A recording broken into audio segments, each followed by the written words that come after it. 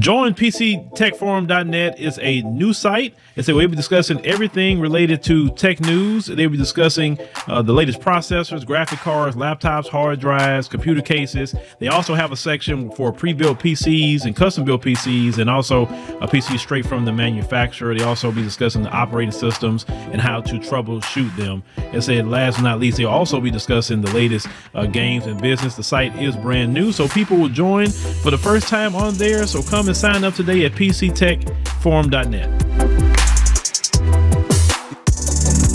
Hello fam, welcome back to the African Diaspora News channel. I am Wongel Zelalem bringing you this report. Today's report comes from Somaliland. This culture might shock you, might surprise you. You might not even believe that it exists. So in their tradition, if somebody ends somebody else's life, there's a way that he can escape the consequence, which usually in that area, if you end somebody's life, what they do is a life for a life. So you will end your life as well. And it's going to be done in front of people. And yeah, that's, you're done. You ended somebody else's life, your life will end as well. But there's a way that some people escape that sentencing. That is by giving 100 camels to the people that lost their loved one. So this new report actually shocked a lot of people because it happened last minute.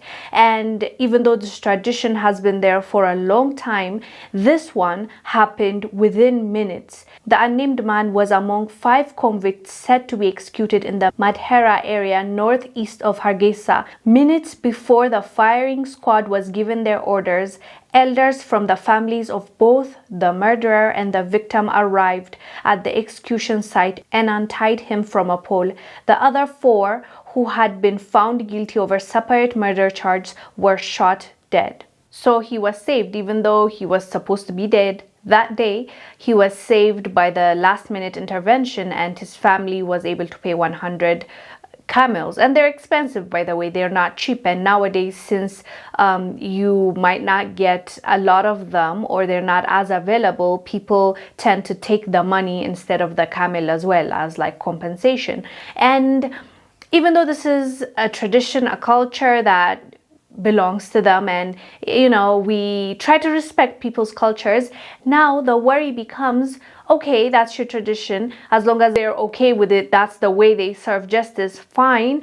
But that would mean that rich people will always get away with committing crime. Like, all they need to do is make sure that they have the 100 camels ready, and they'll do whatever they want to do. It's like giving them a pass to do whatever they would like to do. And that I don't think is good for the society, because it creates an imbalance. If you're poor and you do something wrong, you'll pay for it for sure.